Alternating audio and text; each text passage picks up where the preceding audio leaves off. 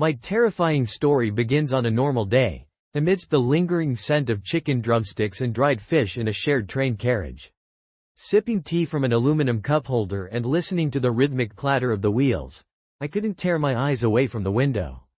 I watched huge, beautiful residential complexes, road interchanges, and people always rushing somewhere. The capital, to me, seemed like a massive anthill, where absolutely everyone was busy with their own affairs, like a small cog in an incredibly vast mechanism. I, an ordinary girl from the remote parts of our immense country, was about to become one of those cogs. It was as if I had stepped into another world. I had never been to the capital before, and this first impression was unforgettable for me, someone who had seen nothing but the depressing landscapes of my village. And the deeper the train rolled into the city, the stronger this impression became. Finally, finishing my now cold tea, I gathered my few belongings into a bag and, after tidying myself up a bit after a day on the road, waited for the stop. I had, you could say, already found several job options in the capital. And no, it wasn't escort work or webcamming. I'm not a saint, of course, but doing something like that is alien to me. Not long ago, I posted my resume, stating I was willing to care for the elderly or disabled children. I've never shied away from dirty work. As a girl from the village, I've been accustomed to the smell of dung and other filth since childhood. A couple of days ago, a man, a very strange man, responded to my ad. He was a man of few words, simply writing where to go, a brief description of the duties, and how much he was willing to pay. We exchanged phone numbers, and I told him approximately when I would be in Moscow. To be honest, the sum was quite tempting, and I even initially thought it might be some kind of scam, but what the hell? I got off the train and immediately called him. No one answered for a long time, and I started to get anxious, but after about 10 minutes, a slightly hoarse, yet quite polite male voice answered. We arranged a meeting place and I trudged towards the subway, as my future employer told me it was the only inexpensive way to get to the address I needed. Everything would have been fine, but where was this subway, and how did you use it? This was the question swirling in my head as I walked, craning my neck in all directions, searching for the coveted M sign. God, so many people. I had never seen such a crowd in my life, and I was afraid to imagine what was happening in the city center. I walked like a lost soul, showing everyone by my appearance that I had just arrived from the sticks and had no idea where to go or what to do. It was a strange feeling. On one hand, it was uncomfortable. After all, it was a huge city, probably full of crazy psychopaths, and who knew if I would emerge safe and sound from a dark alley. On the other hand, I liked observing that massive mechanism, and I was glad that I was about to become a part of it and start a new life with a clean slate. After all, it's a huge city with a huge number of opportunities. In short, with much difficulty, I found the subway. For a few minutes, I fumbled trying to get through the turnstile until a kind old security guard showed me the way, and I even blushed. Okay, I entered the subway, went down to the station, and then what? In short, I stood like a dummy for a few more minutes, trying to figure out which line I needed and how everything worked. I missed several trains. Good thing humanity invented the internet. Finally, another train arrived, and along with a huge crowd, I pushed my way inside. I traveled towards what I then thought was a better life, and I rode for a long time, 40 minutes, if not an hour, almost to the outskirts of the city. Well, that was quite an adventure. At least I'll have something to remember, I thought to myself, smiling, as I climbed the stairs out of the subway. My future employer and I agreed to meet in a small coffee shop near his house. He had initially invited me to his place, but I declined and suggested an alternative. You never know what kind of house he has or what he's thinking. After all, he was a stranger in an unfamiliar city. It was a bit scary. We met in the coffee shop. He treated me to a latte, or vada, as he called it. That seems to be the correct pronunciation. Then, straight to business. Ekaterina, right? Yes, and you are? I'm Yevgeny Sergeyevich. Nice to meet you. You too, I smiled, extending my hand. Judging by his appearance, he was a well-off man in his 40s, well-dressed, clean-shaven, and smelled good. The thing is, my mother, she's an elderly woman, let's say, and she needs care. I can handle it pretty well myself, but there's one thing. Sergey stammered a bit. What is it? I asked. The thing is, I have to leave in a few days, he mumbled, as if he had just thought of an excuse. For work, I suppose? I smiled again. It doesn't matter. We live nearby, just across the road. And besides, our apartment, or rather, my mother's, I actually live in another district. Or rather, I used to live there, that's more accurate. After what happened to my mother, I had to move here. The work isn't dusty. Your job is to give her medicine on time, feed her, and clean up. You understand, right? Yes, I understand, of course, I agreed. Well, how about it? He inquired. About the salary, as we agreed? Yes, of course, I completely forgot. No problem if I transfer it to your card twice a month? Does that work? Yes, it works, I replied with a smile. And if you need anything, write to me. Weekends are completely at your disposal. I'll arrange for a neighbor to substitute for you if needed. Okay, I understand. So, I take it you agree? Yes, I agree. Then let's go, I'll show you everything. Sergey settled the bill, and we left the establishment. He was right, the house was very close, and after about 5 minutes, he was already opening the apartment door. It was a fairly spacious 3-room apartment with decent cosmetic repairs, not European style, but not Soviet era either. I figured he wasn't too concerned about the renovations here, and the old lady even less so. The pungent smell of an old person, mixed with urine and sweat, immediately hit my nose. I didn't cover my nose, it felt impolite. First, Sergey showed me the kitchen, toilet, and bathroom, and then we went into the bedroom where his mother lay. She was motionless like a statue. I didn't know what was actually wrong with her, I would have thought she was a corpse. The old woman in a sagging nightgown lay motionless in the middle of the bed, occasionally twitching her lips slightly. Here, Sergey addressed me, her medicines are on the shelf. You need to give them to her 3 times a day after meals. Other pills, I hope, won't be needed. Why? She sometimes has seizures, so be prepared. Sometimes it happens even at night, but rarely. How does that happen? As soon as she starts moaning and suffocating, you'll need to help her drink a bitter concoction, and after 3 or 4 minutes, everything will pass. Again, if you need anything, write to me.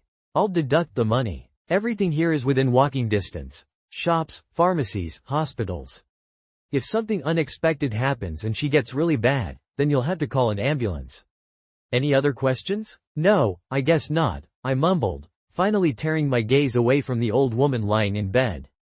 The man looked at his watch and slung his bag over his shoulder. Here are the keys. I'm off. We'll be in touch. By the way, I left some money on the dresser for you, just to, let's say, dispel any bad thoughts. He smiled and left the apartment at that instant. Damn, that smell. I can't stand it. I swear, I'm going to the store for an air freshener. He probably got used to it and didn't even notice the stench.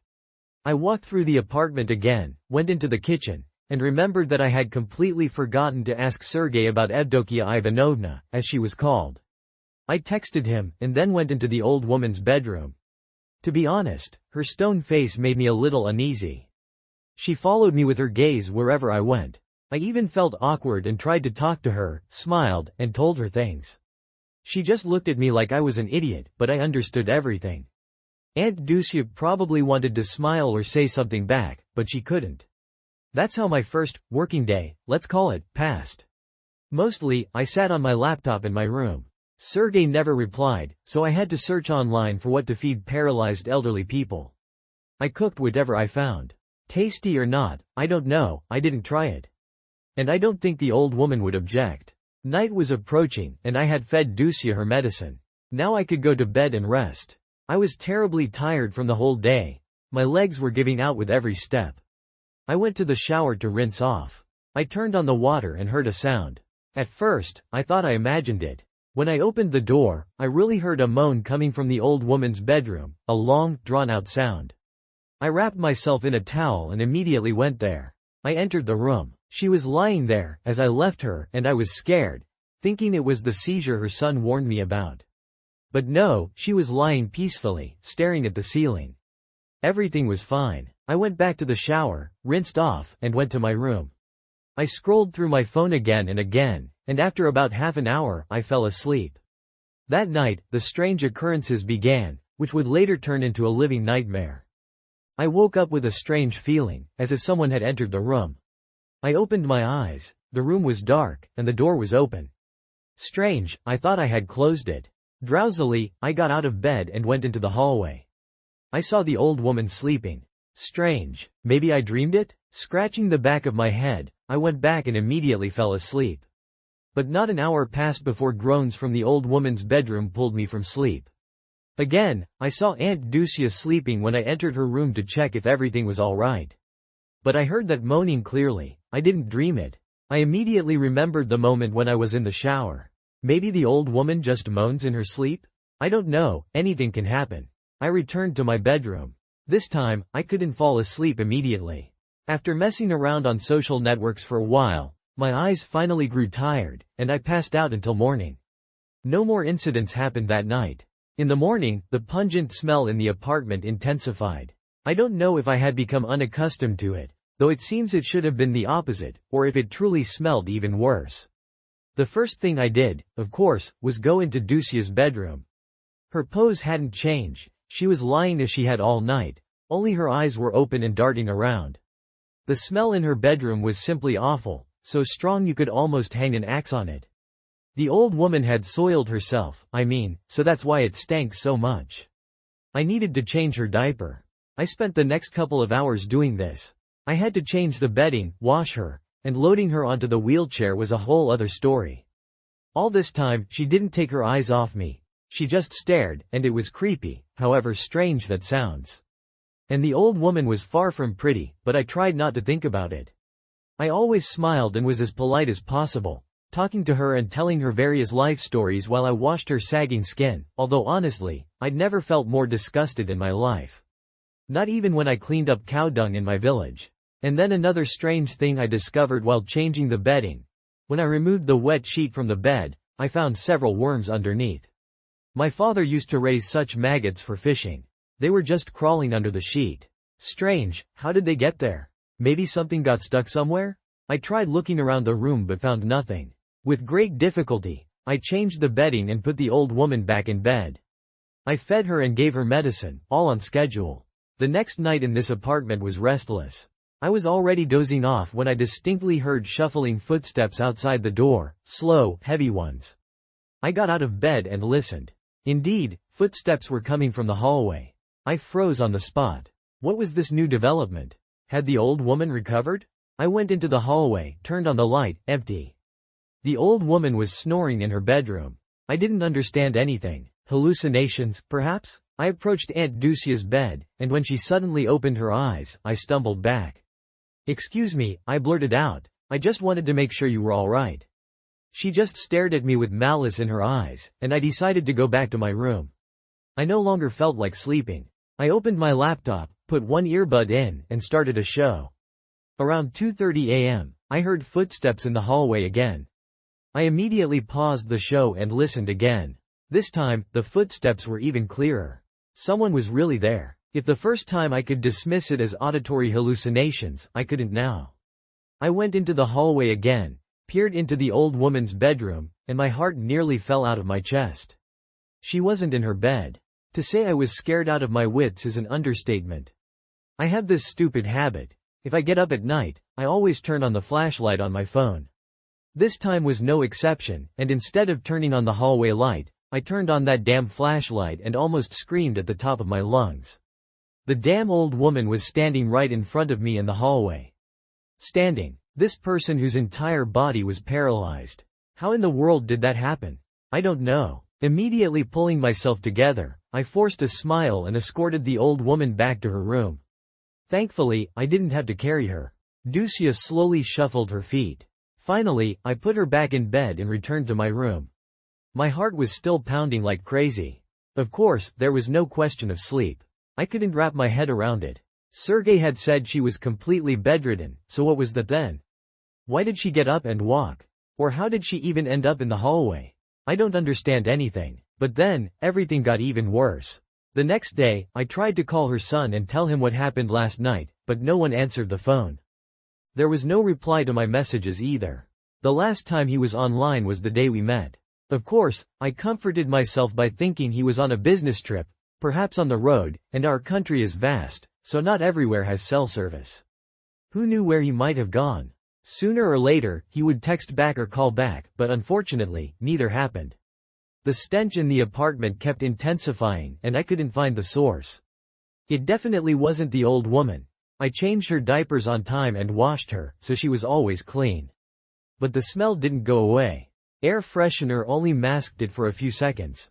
The smell always returned, but that day, it was a little different. In addition to the smell of old person's sweat and urine, there was a distinct smell of rot.